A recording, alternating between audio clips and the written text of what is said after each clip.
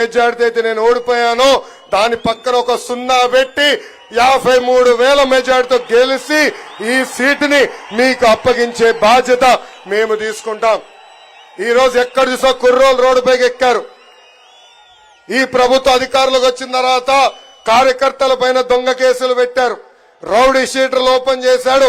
యాదవ సామాజిక వర్గానికి చెందిన మన నాయకుడిని చంపేశారు.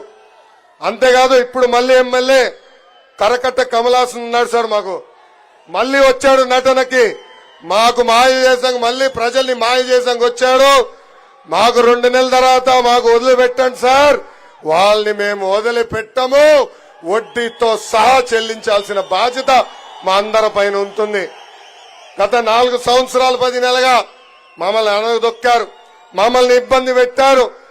మంగళగిరి నియోజకవర్గానికి ఇచ్చిన అనేక హామీలు ముఖ్యమంత్రి నిలబెట్టుకోలేదు.